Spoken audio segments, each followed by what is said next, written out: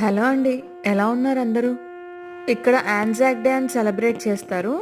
అది public holiday అనమాట ఆన్జాక్ day రోజు. ఆన్జాక్ అంటే ఆస్ట్రేలియా అండ్ న్యూజిలాండ్ కార్ప్స్ అనమాట.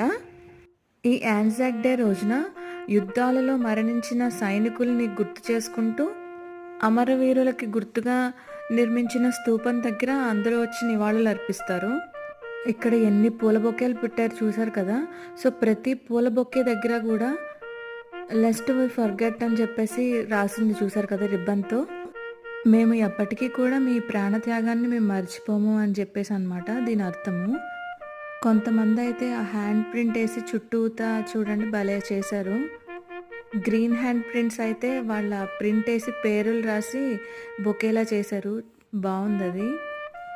ఈ వీడియో మీకు ఎలా అనిపించిందో కింద కమెంట్ చేయండి. మా ఛానల్ని లైక్ చేయండి, షేర్ చేయండి, సబ్స్క్రైబ్ చేయండి.